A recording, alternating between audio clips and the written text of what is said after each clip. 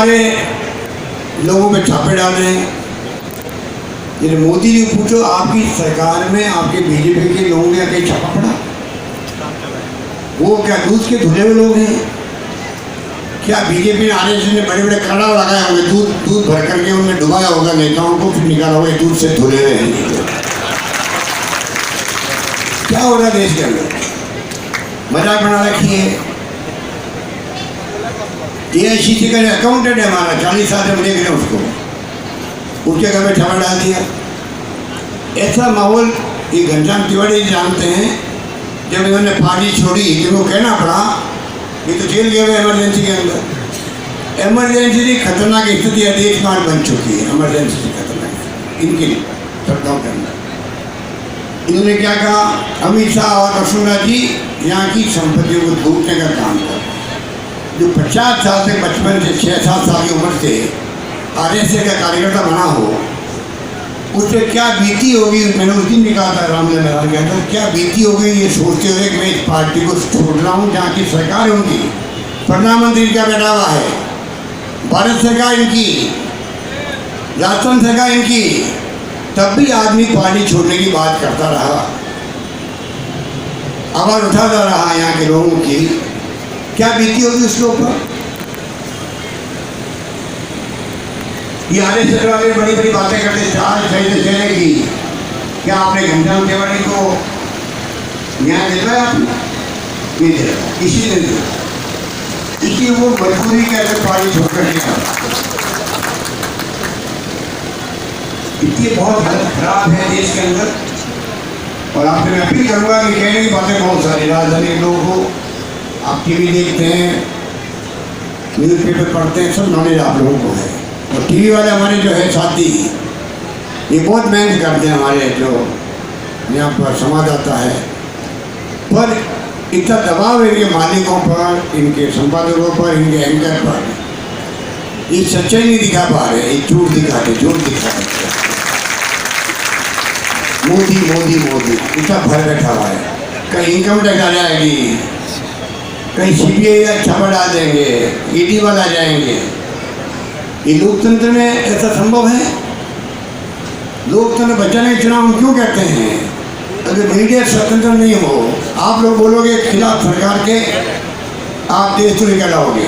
अभी मैं न्यूज़ पढ़ रहा था आज ही, मणिपुर के अंदर कल छोड़ा गया एक व्यक्ति को, पत्रकार था वो, उसने सरकार के खिलाफ लिख दिया, मेरे ख्याल पत्रकार ही था वो, आज कल छूटा वो, तो वो सरकार के खिलाफ लिख दिया, राष्ट्र एनएसए के ऊपर मुकदमा बना दिया, जेल में डाल दिया, कल जाके छूटा। क्या देश में लोकतंत्र है? ये जो परंपरा इतना भी लगी कांग्रेस ने, उसको आपने कायम रखना चाहते हो? आपकी नीयत क्या है? 50 साल तक राज करेंगे। अरे भाई, ये माई बाप ये बैठे हैं, जनता चाहेगी तो 50 साल राज करते हैं, कैसे कर सकते हैं? ये मंशा ये है, मुखौटा पहना लोकतंत्र, जीतने के बाद में फासिस्टी सोच इन लोगों की है। ये चुनाव जीते थे, पता नहीं उसके बाद चुनाव भी होंगे नहीं होंगे, चाइना की तरह पहले तय हो जाएगा कौन प्रधानमंत्री बनेगा, कौन राष्ट्रपति बनेगा। तो कृपा करके आप इन बातों को समझो। मैं बातें मुख्यमंत्री राजस्थान के प्रथम सेवक हूँ, मैं आपके आशीर्वाद में तीसरी बार बना हूँ। मेरा फर्ज बनता है कि मैं आपको असलियत से आगाह करूँ, लोगों को, प्रदेशवासियों को। मेरा फर्ज बनता है। क्या क्या हो रहा है दिल्ली के अंदर, देश के अंदर, को सोच सकता है? पूरा भय का, आतंक का, हिंसा का माहौल हो गया देश में। राहुल गांधी कहते हैं कि हमारी राजनीतिक लड़ाई है, हमारी कोई व्यक्तिगत लड़ाई नहीं है, प्यार से भाईचारे राजनीति करो। डरा रखा पूरे मुल्क को, डरा रखा, ये भय पैदा कर रखा है। और अभी ध्रुवीकरण करके चुनाव जीतना चाहते हैं। किस प्रकार से आपने खेल खेल रहे हो आप लोग? और इंदिरा गांधी के ज़माने में पाकिस्तान के 2 टुकड़े कर दिए इंदिरा गांधी ने, पर कभी राजनीति उसके नाम पे नहीं करी। 90,000 अभी लोग समय कह रहे थे, 90,000 उनके कर्नल, जनरल, मेजर सैनिकों के सरेंडर करवा दी हथियार। नई पीढ़ी को मालूम नहीं है। युद्ध चला, अमेरिका का छात्र बेड़ा आ गया समुद्र में, उसकी परवाह इंदिरा गांधी नहीं करी, तो कभी उसके नाम पे वोट नहीं मांगे। ये नहीं कहा कि मेरी मतलब बहुत बड़ी उपलब्धि है, इस सेनाओं की उपलब्धि है, हमें उस पर गर्व है, ये कहा गया आज तक। ये तो इसरो से उपग्रह छोड़ा जाता है तो खड़े होकर कहते हैं मैं अभी आने वाला हूँ टीवी के अंदर, बहुत बड़ी आपको खबर दूंगा। लोग चिंतित हो गए 2 दिन, पता नहीं आज वो नोट बंद कर देगा। और बाद में क्या हुआ, वो काम जो साइंटिस्टों को कहना चाहिए था कि हमें गर्व है कि हमने आज ये काम नहीं किया, वो उन्होंने कहा। हर चीज़ का श्रेय खुद लेना चाहते हैं। सर्जिकल स्ट्राइक करी, हम उनको सलाम करते हैं, उनकी बहादुरी को, जान को हथेली में रख करके खिमा में रख सकते हैं। और उसके नाम से आप चुनाव जीतना चाहते हो, आपको बताने के लिए उपलब्धि है नहीं आपके पास में। आप सेना को पीछे छिप करके चुनाव जीतना चाहते हो, आप धर्म के नाम पर, राष्ट्रवाद के नाम पर चुनाव जीतना चाहते हो। क्या राष्ट्रवादी बाकी लोग नहीं हैं? देशवासी आज सब लोग डरे हुए हैं। लेकिन मैं आपको कहना चाहूँगा, एक रवीश कुमार इनका टीवी का NDTV का एंकर है, आप देखते हो कोई NDTV? वो देखते हैं? हाथ खड़ा करो, कौन देखते हैं? ओह बताइए आप।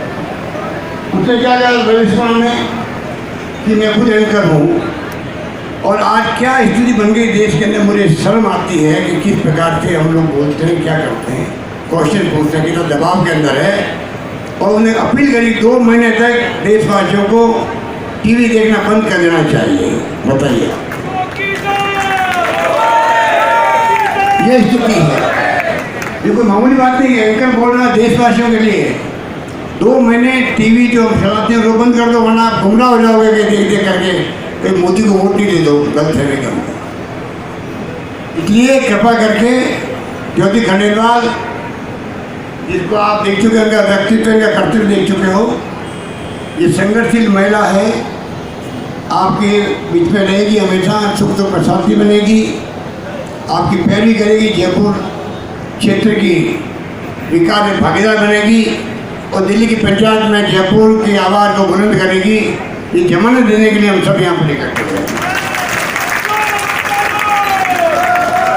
बाकी तो सब आपने जो काम किए, क्या कर रहे हैं, सब आपको मालूम है। मुझे कहने की आवश्यकता नहीं, समय बहुत हो गया, हमें जाना आगे। आप सब पता है, उसके लिए धन्यवाद। पर आपको मैं मार्मिक अपील करूँगा, आप सब लोग संकल्प लेके जाएँ और ऑटो क्षेत्र में आप लोग इस प्रकार से काम करें, योजना में तरीके देंगे, हम लोग कामयाब हो। धन्यवाद, जय हिंद, धन्यवाद। बहुत बहुत धन्यवाद माननीय मुख्यमंत्री।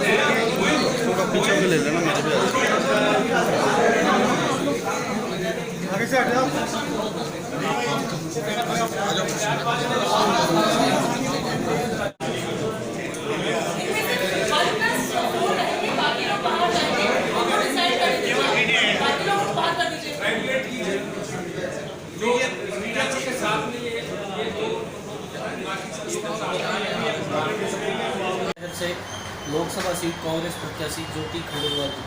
तो मैम आपने आज नामांकन भरा, तो इस बारे में आपका क्या कहना है, किस तरह का आपका कार्यक्रम रहा? कांग्रेस ने मुझे लोकसभा प्रत्याशी जयपुर शहर के लिए बना करके भेजा। मैंने आज नामांकन पत्र दाखिल किया है। जयपुर शहर में आज इसको लेकर के एक मीटिंग रखी गई, जिसे माननीय मुख्यमंत्री अशोक गहलोत जी, सचिन पायलट जी, विवेक बंसल जी और जयपुर के सभी लीडर्स ने संबोधित किया। और कार्यकर्ताओं में, जनता में बहुत जोश, उत्साह, उल्लास देखने को मिला, एक जज्बा देखने को मिला, जिसमें उनको लगा कि उनके बीच की एक आम कार्यकर्ता जो महिला है, युवा है, उनके लिए हमेशा संघर्ष करती रही है, वो उसके साथ है। मुझे पूरा विश्वास है कि जयपुर की जनता अपने इस प्यार और उल्लास को जो है 6 तारीख को मत और समर्थन में तब्दील करेगी और जयपुर में कांग्रेस की एक ऐतिहासिक जीत होगी। मैम, जैसा कि आपने नारा दिया महिला बढ़ेगी तो इतिहास गढ़ेगी, तो महिला सशक्तिकरण को और महिलाओं के लिए क्या आपका सोच रहेगी, क्या आगे की आपकी रहेगी वो इस बारे में? कि 48 ईयर्स के बाद जयपुर शहर से किसी भी पार्टी ने जो है वो अपना महिला कैंडिडेट जो है वो जयपुर शहर में होता है, ये बहुत बड़ी बात है। मुझे पूरा विश्वास है कि अपने ही बीच की सर समाज की लाडली को जयपुर शहर महिला सशक्तिकरण के नाते भी जिसमें महिलाओं को मौका मिले और आगे बढ़ सके, उसको भी वो मोहर लगाएगा। जयपुर शहर ने वैसे भी मुझे बहुत समर्थन दिया है हमेशा, तो मेरा भी ये प्रयास रहेगा कि मैं जयपुर शहर के हर एक नागरिक के बीच में सुख दुख में शामिल हो सकूँ, उसके तकलीफ को सुन सकूँ और दूर करने का प्रयास कर सकूँ। खासतौर से मैं महिलाओं के हितों में ज़रूर बात करना चाहूँगी इस अवसर में। मैम, वैसे तो आप जयपुर से ही हैं, जयपुर की बेटी भी है, जयपुर की बहू भी है, यहाँ से आप पहले महापौर भी रह चुकी है, तो जयपुर की लोकल समस्याओं से आप अवगत हैं। तो इस बारे में आपका, जैसे जयपुर में लोकल ट्रैफिक की समस्या रहती है, यहाँ पे पार्किंग की समस्या रहती है और जो गंदगी जो है उसमें कचरा निस्तारण की जो एक समस्या रहती है, वो एक जयपुर शहर के लिए काफ़ी बड़ी समस्या है। देखिए, मुझे लगता है कि जब हम सांसद के रूप में काम करते हैं जयपुर शहर के ओवरऑल विकास की बात करते हैं और कांग्रेस का हाथ जयपुर के हर एक विकास में है। आप गाजीपुर की टनल देखें, मेट्रो देखें, अभी ट्रैफिक की बात की, मेट्रो से बड़ी सुविधा लोगों को मिली है। आप फ्लाईओवर्स देखें, वो सब ट्रैफिक की सुविधाओं के लिए थे। आप अंडर पासेस देखें, आप अजमेर रोड की एलिवेटेड रोड देखें, ये सब ट्रैफिक कंजेशन को रोकने का एक काम था जो एक विश्व स्तरीय तरीके से किया गया। इसके साथ साथ हमने 12,000 मकानों की आवासीय योजना बनाई, इसके साथ साथ हमने पेंशनें दी, हमने पट्टों का वितरण किया, 14,000 से ज़्यादा पट्टे जयपुर शहर में बांटे। तो ये सब काम हमने किए हैं जयपुर शहर में। जयपुर को भी बात समझ में आ रही है कि कांग्रेस की राज में ही केवल जयपुर शहर में काम होता है, बीजेपी कुछ नहीं दे पाती है। तो जैसा कि मैम 2014 के लोकसभा चुनाव में राजस्थान की 25 में से 25 सीटों पर बीजेपी ने कब्जा किया। चूँकि अभी हाल ही में विधानसभा चुनाव में आपने राजस्थान, मध्य प्रदेश और उत्तराखंड में अपनी सरकार बनाई है, तो क्या इसका असर लोकसभा चुनाव में दिखाई देगा? देखिए, राजस्थान निश्चित रूप से 25 से 25 सीटें जीतेगा। राजस्थान में पूरी कांग्रेस और कार्यकर्ताओं ने एकजुटता के साथ मिलकर काम किया और सरकार बनी है कांग्रेस की। और अभी जयपुर में भी 8 में से 5 विधायक जो हैं वो जयपुर के कांग्रेस के जीत करके आए हैं। तो हम निश्चित रूप से बहुत अच्छी स्थिति में हैं और जनता भी चाहेगी कि एक कड़ी पूरी हो, जिससे विकास जो है वो और तेज़ी से हो सके। हम निश्चित रूप से पूरा करेंगे और उसमें जयपुर एक सबसे ज़्यादा बढ़त वाली सीट जो है वो कांग्रेस के लिए।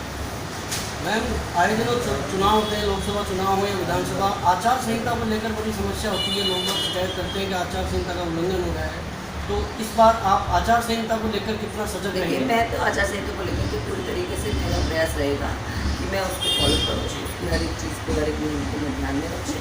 और मैं ये भी कहना चाहूँगी, बाय द वे, अगर कोई कहीं कुछ कमी अगर होती है कार्यकर्ताओं के माध्यम से किसी भी तरीके से, तो हम उसे तुरंत सुधार भी कर लेंगे। हमारी जैसी जानकारी आएगा, हम कोड ऑफ कंडक्ट की पालना करने के लिए पूरी तरीके से करते हैं। बहुत बहुत धन्यवाद आपका।